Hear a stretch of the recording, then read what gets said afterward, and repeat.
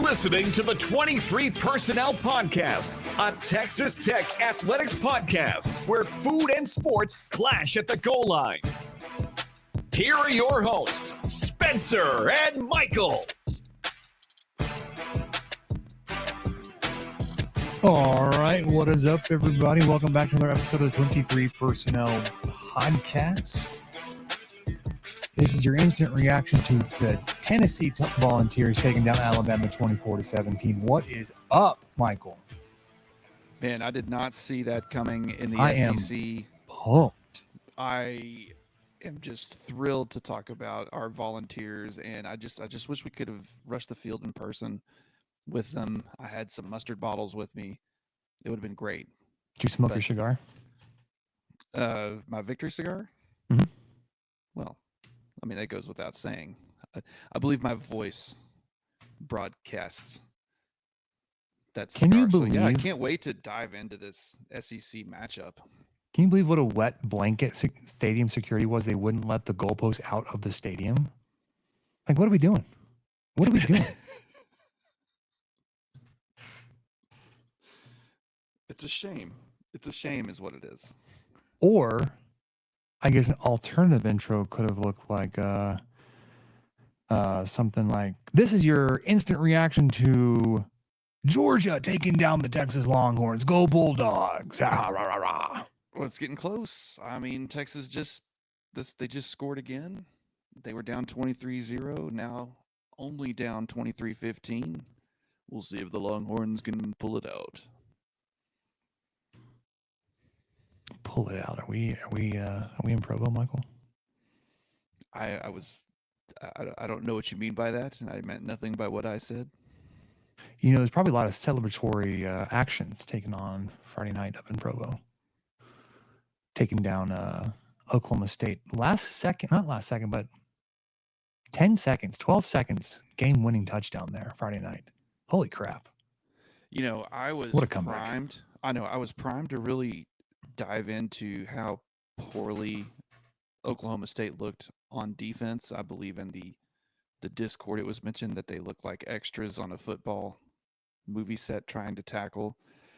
But then I was treated to a different Big 12 game this afternoon, Spencer, one that we might talk about slightly if you're prepared for it. Did you happen to see the game at 3:00 in Lubbock? I was otherwise engaged today. Hey, real quick, how good was the kettle corn at the Maze today? It was fan-freaking-tastic.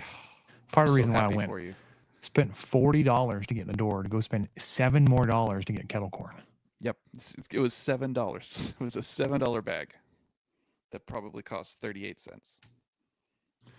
It's fine. I don't care. The kids also wanted those corn pops, so I had to spend $6 on 2 suckers. Okay.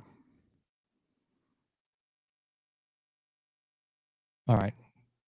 So that's it. That's all. We're here to preview the TCU Utah matchup about to kick off in the next hour. Seconds away. Yeah, it's kicking off like right now. Oh, okay. Okay, perfect. Yeah, my watch reminded me. Cam Rising-less Utah taking on Josh Hoove. One thing I wanted to note too, that the Georgia quarterback, who I've already forgot his name, Beck. Carson Beck. Carson. I wanted to say Cameron. Why didn't anybody tell me he looks just like young Tom Petty? I don't know what a young Tom Petty looks like, but I guess if I look up Carson Beck, that'd be a pretty good idea, huh? He does. Carson Beck. They're very similar. I mean, Petty. I would pull some DNA and do a little investigating, especially if he happens to be from Florida or something, which is possible. So you're probably not going to see this Google search. They stacked them for me. Carson Beck, Tom Petty. I was like, that's actually helpful because I get it now and get the reference. Yeah. All right. You said you want to talk about Texas Tech. I got to get ready. Oh man, getting into the beverage already. What do we got? Strawberry cream, Dr. Pepper? Like I would have anything else, guys. Come on. that is the only way to wash down a 59-35 beatdown at home on homecoming by a 2-win Baylor team. You know, Not a sponsor. Matt Rule getting his absolute trash kicked today should have been a warning for us all, because we know Joe McGuire has no freaking nuts to do his own thing. He's got to have 18 different bits stolen from Matt Rule. And what happened today? Matt Rule got his absolute shit pushed in. Corn husked. We've got the Big Lubbock in here listening. Appreciate you joining. He said that well, I assume it's a he. I shouldn't do that. But anyway, Big Lubbock, quote, I was ready to vote Joey mayor of Lubbock if he won this game. Now I am ready to vote him mayor of Waco. Maybe I think Joey could fix I-35.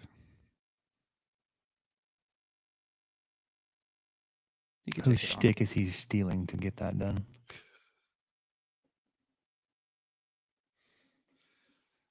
Well, how do you want to crack this nut? Do you want to try to go just kind of overall thoughts and then call it a day, or do we want to dive into the three facets of the game that were all terrible, if not for the entirety of the game, but for the majority of it?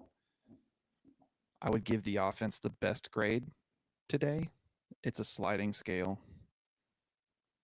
but special teams and defense, thanks but no thanks. Please don't bring that performance with you again. Could live without that. Could live without I would say the worst home loss since 2 years ago when Baylor came to town. Yeah, 45-17. Yeah, I would say I had my concerns first quarter when your offense couldn't do anything. And it was here, let me just pull it up real quick. Home, no, comparison, quarter halves, first quarter summary. Actually not that bad. 88 total yards, 10 rushes for 41 yards, 47 on 8 of 10 passing and a touchdown. 3 penalties for 30 yards, but both teams had 3 penalties. Yeah. Where it started to crack, Michael, with absolutely zero pressure in his face. Absolutely zero pressure. Our imported kicker, who can find his own way home, he can swim for all I care, shanked a punt 20 yards with no pressure. What are we doing? Your one job is to put your foot on the ball and to kick it. No pressure. And it's not the first time he's done that this season either. No, I think he did it in the first game. Maybe his first punt. He wasn't even moving. He was standing still. Literally nothing complicated about this kick. And he kicked it into the stands. It's a little facetious. He didn't really kick it in the stands. It could have. I mean, who knows? It might have been in the stands if it was in Stillwater. They're Sure. a little closer. That's true. That was just a precursor of things to come because special teams absolutely crumbled. His very next punt, line drive, like a piss missile at the returner, gave the coverage team no shot. Cameron Dickey did absolutely no favors for anybody. Baker Mayfield wave as he ran past him. Bye. I hope you liked that free pass. And then the punter again gets himself dragged for 15 yards. I guess barely knocked the guy out. Shout out to the refs. It may have been that same guy because I think he called a touchdown in a very similar fashion for Baylor in the exact opposite corner in the first quarter. Ball obviously goes out. Calls a touchdown.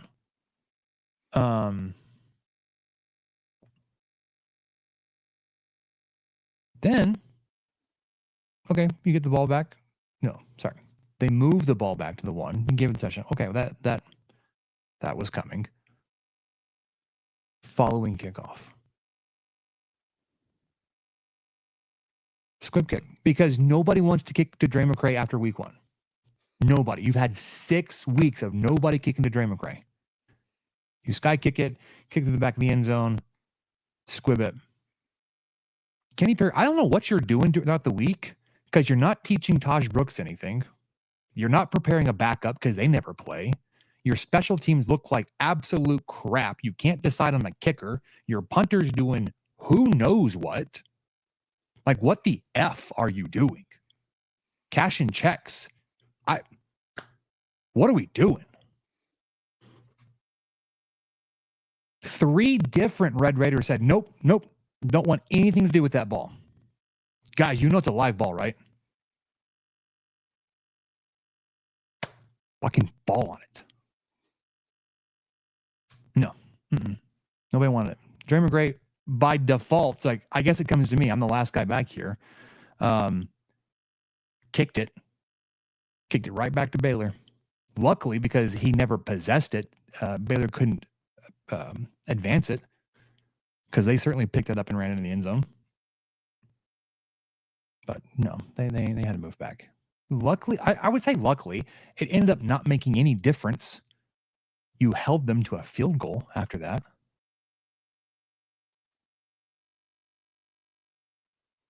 Yeah, I would say the first half, I was slightly optimistic, and I'll tell you why. Because let's see, 17 of their points could be boiled down to 3 really bad plays. The 2 that you just discussed, and you mentioned Bryson Washington's big run that was basically a touchdown that they ruled not a touchdown, and then and then Duda Banks went out for the year because they didn't rule a touchdown possibly. They had to run that one more play. Yep. So yeah. Anyway, those 3 plays, 17 points right there.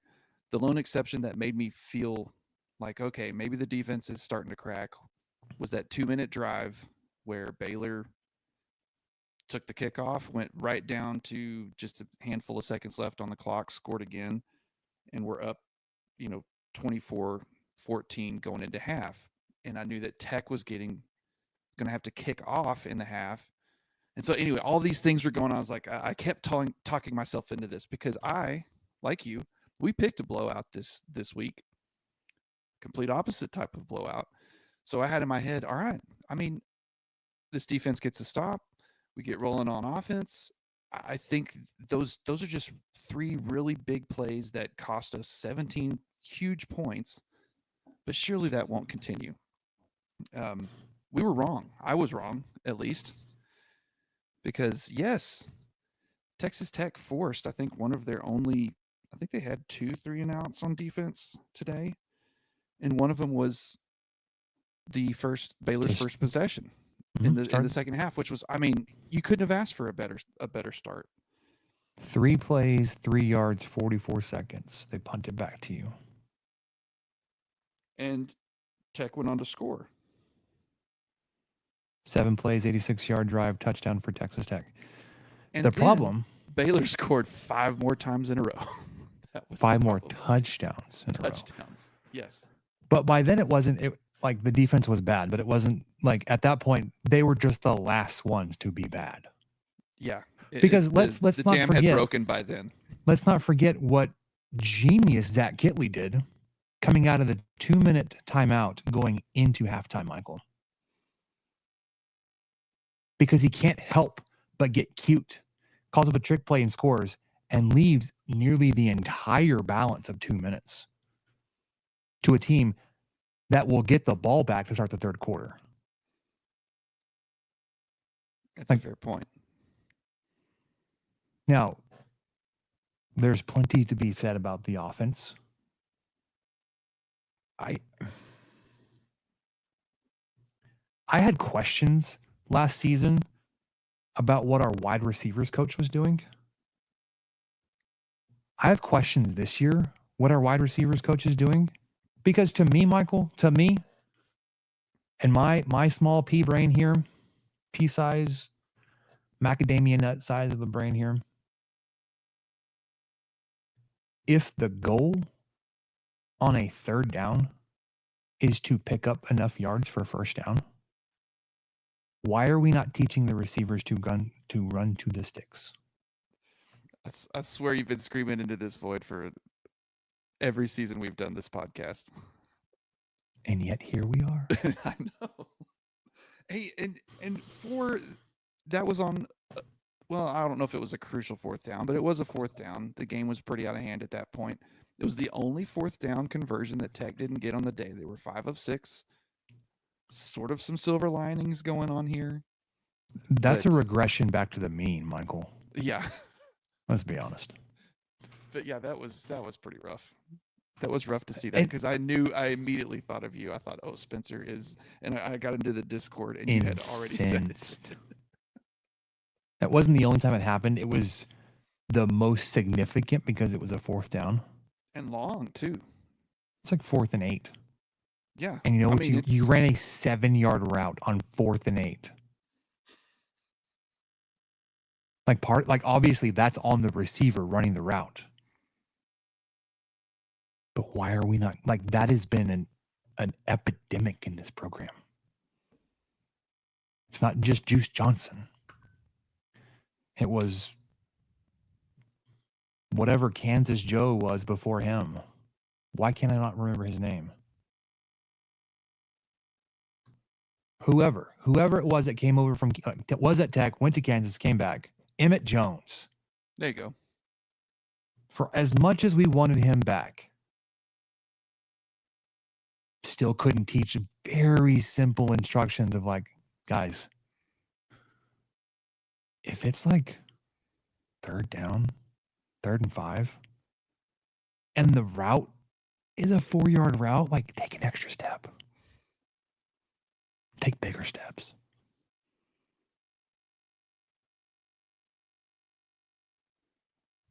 Do your comeback route 1 step later. Get to the sticks. I don't understand how, like, if it's a down where it's crucial to pick up the first down, you're in a 9-yard out, like, okay, that's kind of stupid, but you pick up 9 yards on first down, success.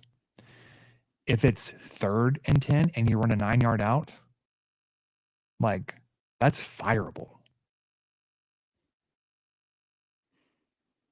It's context. So that's, like, it was bad. It was bad all day, all the way around. Offense, defense, special teams. You had 2 weeks, and this is what you come out of a bye week with. I guess you can point to Baylor being desperate, but all of the storylines coming into this game were, does Aranda get fired after losing it in Lubbock? It was like a foregone conclusion.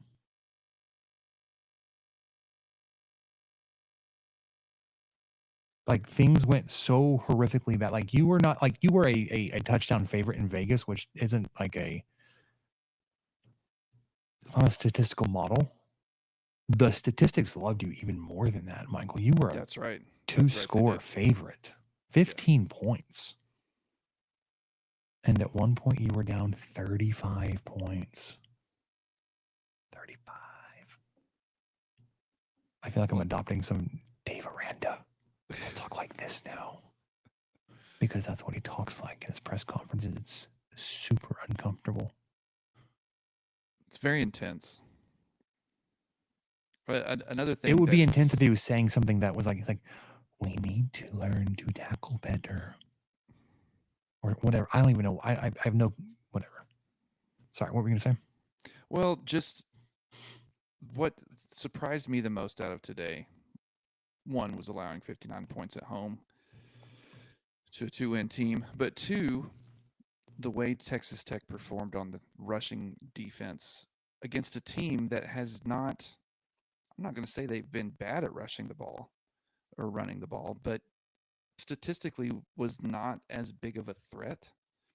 But Texas Tech made them look like world beaters today, allowed 255 yards on the ground. Baylor came in only rushing at 135 yards per game. So Baylor almost came doubled in, it up. yes, almost doubled that up, and then almost doubled up the yards per attempt. It's not like they did that on like 500 attempts or something. They came in averaging 3.9 yards per attempt. They had 7.7 today. Just phenomenal inability to be in the right spot. These weren't missed tackles. These were just fully blown assignments. There were not people around these guys when they would break free. Just blew my mind. And yes, we already mentioned that Duda Banks went down. I have not been able to look up and see what his injury is. Maybe we don't know yet, but it was obviously significant enough to be carted off. Never a good sign. Having one of your front guys down is going to affect your ability to run, or defend the run. But I don't think it's going to allow someone to rush almost twice as many yards on you. That's not Banks, his injury. That was probably one of the most, well, there were several aggravating things, but I think that was it. The offense itself, Baylor's offense came into this game averaging 28 points per game. They way more than doubled that. Well, by 3 points, but yeah. And then Texas Tech is now allowing 36 points per game in Big 12 play, while only scoring 34. That's not a recipe for success. Doesn't help.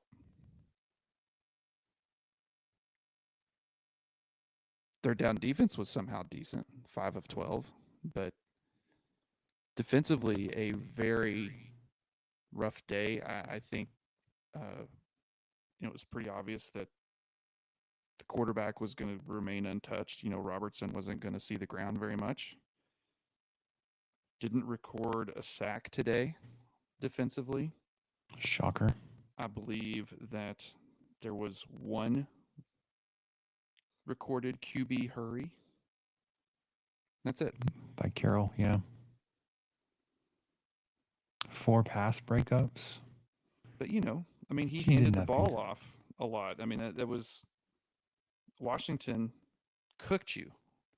Absolutely cooked you. He had 2 big runs, but averaged 11.6 yards every time he touched the ball. He had 10 carries for 116 yards and 2 touchdowns.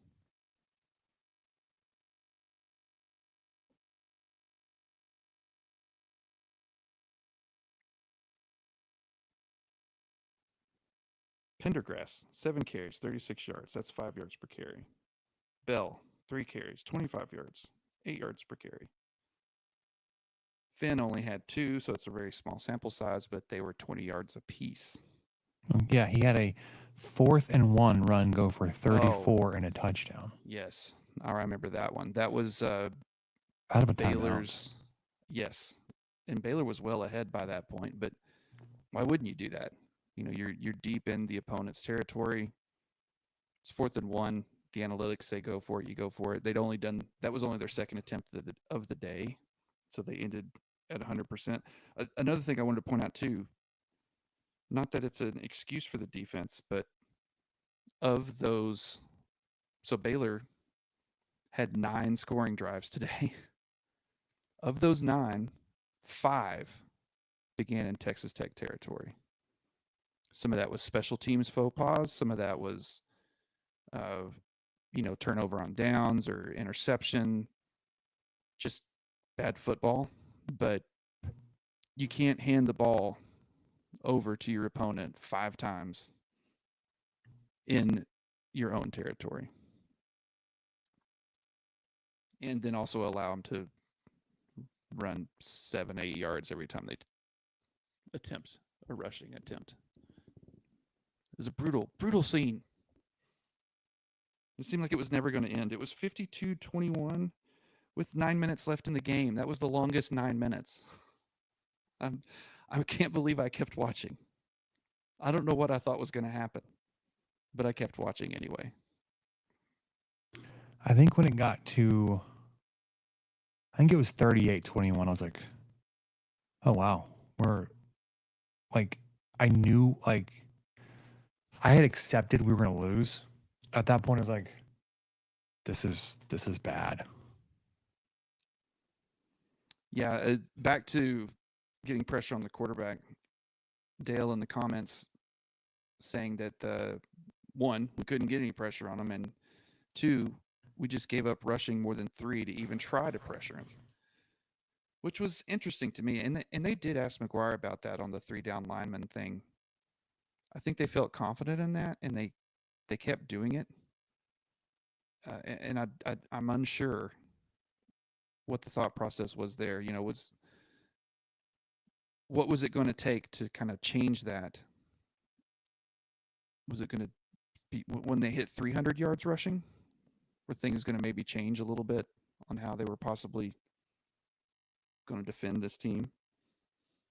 Because it's tough to have 21 attempts but then have 59 points. That means you did a lot on the ground. Not 21 attempts, 21 catches. 274 yards in the air versus 255 on the ground. We did talk about how balanced Baylor was coming into this game, but this is balance on steroids. They're not supposed to be. Yeah. They're not supposed to do that. It's supposed to be like 220, 140, not 275, 255.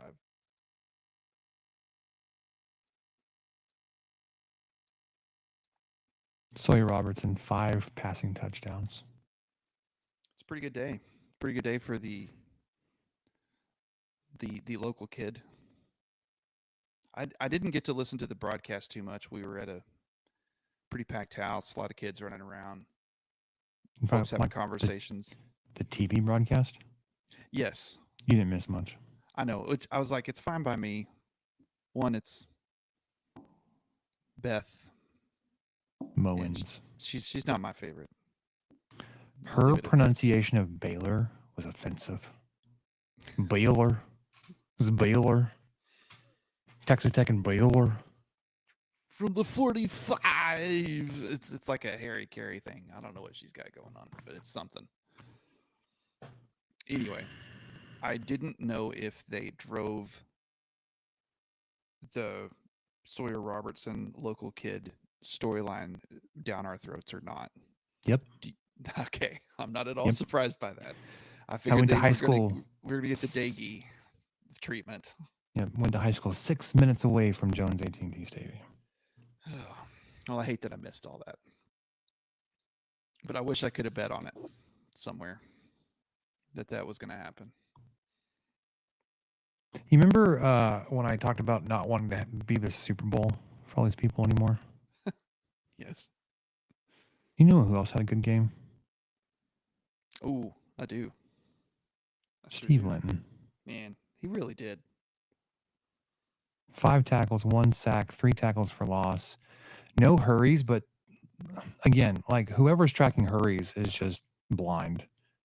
He was back there all night. Kyler Jordan, 3 tackles. It felt like whenever he was in a tackle, he was blowing people away. Sawyer Robertson, 66% completion percentage. 5 touchdowns, a passer rating of 189. Yeah, it kind of surprises me that Randolph was quiet, at least on the stat sheet. I'm sure he affected the game in ways that aren't necessarily measured by tackles and whatnot. But yeah, Linton was a force. Yeah. To have 3 of your 5 tackles be behind the line of scrimmage. Okay. All right, we see you. Chill out. Leave some for the rest of them. But yeah, I mean, bright spots. Are there any? No. Morton had a decent game. I know he had that interception, but his completion percentage was the highest, maybe one of the highest it's been all season. 67%. He was 33 of 49, 286 yards. He had 3 touchdowns to go with that interception.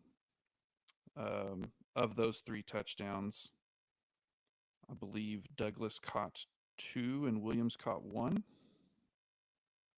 Douglas caught 3, Williams caught 1. Right, but one of Douglas's, I think, came from Conyers. That's right. You're right. So didn't have a 100-yard receiver on the night. Douglas had 9 catches for 99 yards out of 10 targets. So very good usage there. Kelly, 9 catches for 76 yards. Micah Hudson did get in there towards, I'm not sure all when he got in there. He had 4 targets. I'll be honest with you, I didn't really notice him in the game until he had that great one-hander towards the end. He ended with 2 catches for 38 yards. Rushing was pretty rough, but Brooks got another 125-yard game, so he's still on track for, as far as moral victories are concerned. He's still on there to get to the number 1 list. But yeah, and I think that breaks the streak of Tech winning games when Brooks hits 100 yards or whatever that was. Oh, I didn't think about that. Yeah, it would. 25 carries, 125 yards, 5 yards per carry. Those were tough yards, man. Long of 31, yeah. I have so many questions about special teams, Michael. Like, nobody did their job today. I mean, I guess a long snapper, holder, extra points. Yeah, extra points were good. Didn't attempt a field goal, so we don't know.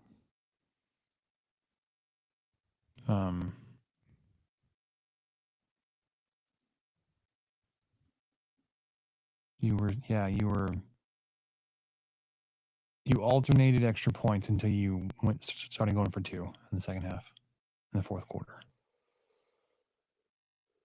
Garcia kicked 2, Burkhart kicked 1. I think Garcia, Burkhart, Garcia. Then it was 2 point. I think even the onside attempt went out of bounds. Isn't that true? Yep. The second one did. I forgot there were 2. I think sometimes they had such a quick break on those. Well, and like I said, I was just in a busy house, so I didn't get to drink it all in, which is fine. This is kind of one of those games you're glad you watched, where you got to hang out with people and eat pizza and see your kids run around together. I didn't feel like I missed anything, not sitting on a couch alone watching Tech get blown out at home on homecoming. We had a big family gathering too, and I felt a little in the spotlight because it's like, hey, like I need to be able to watch the game. I got a podcast to do afterwards. I'd like to watch the game, and we kind of adjusted plans this weekend around the game to be able to watch the game. And then, like, they were all running around doing their thing, and I'm just sitting on the couch, like, shaking my head the whole time. I wanted this. I wanted to be able to do this. Yeah, I wanted this. I chose this for myself. And I kind of made sure we all were doing this. You're Clark Griswold in the Christmas Vacation. No, we're all in this together.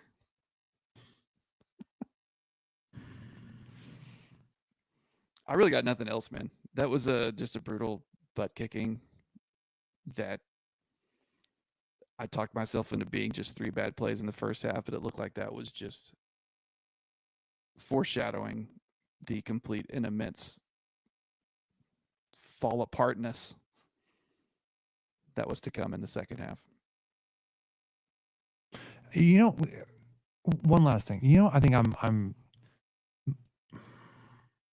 most disappointed in, and this doesn't sound like such a dad take. You ready for this? Sure. Things fell apart. I was most irritated that it looked like the team quit. And it wasn't like, oh, it's 52-35 or 52-21 or whatever it was. Like, okay, they're done. Like, we're trying to make sure everybody stays healthy.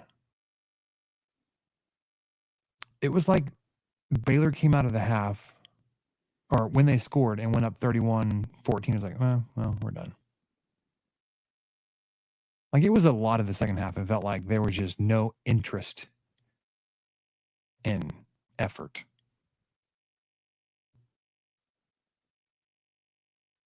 And I was just like, I don't understand how the disconnect there with everything that McGuire says he preaches and the 18,000 different one-liners he throws out there, being 1-0, being the brand, whatever, to then have that kind of performance and effort. Sorry, I'm separating the performance from the effort. The effort. Because it was very obvious that your team quit today. You don't get beat this bad if you didn't quit. Especially against a terrible Baylor team.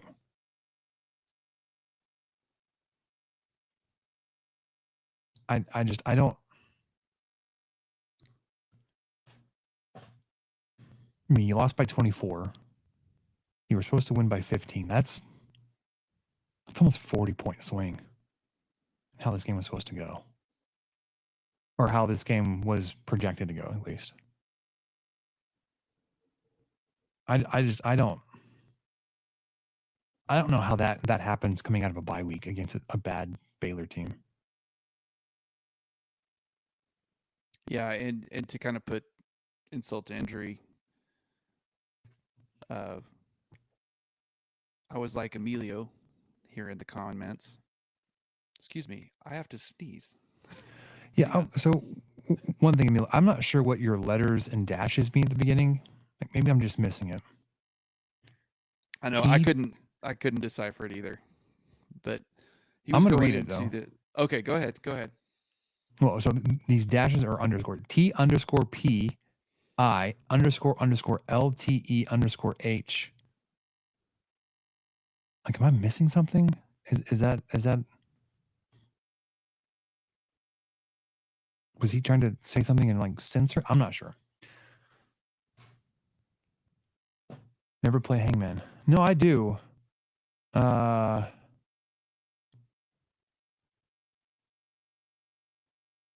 guess I'm missing. I got it. Typical tech. I did it. I see it now. He went on to say that Baylor now leads the series 42-40 to 1. There was that one tie. And then he also goes on to say, and I noticed this too while we were talking earlier, UCF is leading Iowa State late into the fourth. Oh, what could have been. Great point. You know, I did not expect UCF to. I wasn't going to be surprised if they put up a fight, but even that they were leading, I think the last I saw it was 34-27. I would not be surprised if UCF isn't able to pull through there. But they are up. UCF is up 35-30 with 2:48 to go. Okay, so that must have been before the extra point when I saw it. And they have the ball. We've got Dale in here. Unfortunately, he said he had to sit next to former Baylor football player in the club. So that's probably, I would much prefer the atmosphere I was in, the fun, the kids, people talking about stuff. No one actually went to Baylor, so that was okay. So I was invited to a friend's tailgate party thing last night. It's a good time. We had a bunch of, obviously, like, friends, coworkers, all in tech gear. And there were a couple people that walked up in Baylor gear, and they were kind of like getting razzed, like, well, that's funny. Yeah, have a good time, welcome to the party, enjoy yourself. And I was like, I feel like such a schmuck. Those a-holes. Well, I got nothing else. We've gone 40 minutes of just nothing. 40 minutes of just good boo-hooing. Goodness gracious. Let's get back to winning some football games, please. Oh, I did want to make one prediction. TCU will host Texas Tech on ESPN Plus at 6 p.m. That's my thought. I think that's where that game lands when they announce it tomorrow after today. Might have been a little bit more intriguing if Tech won today, but I would say that's more likely to happen if Utah wins. It's still no score, 4 minutes left in the first quarter. yeah, we got a long way to go on that one. Yeah. All right. I think that'll do it. We'll be back on Tuesday to preview that game. I guess. I mean, maybe we should take a full-on switch over and be a Tennessee Volunteers podcast. Or LSU. Or Oregon. I don't know. Because this sucks. Texas Tech loses 59-35 to Baylor. Just an instant reaction for Michael and Spencer. Catch you guys next time. Thank you for listening to the 23 Personnel Podcast. Help us out by subscribing, rating the show, and leaving a review. Follow us on Twitter at 23 Personnel, Spencer at Punt Suck, and Michael at Michael_LVK. Be sure to catch the next episode. And until then, guns up and let the tortillas fly.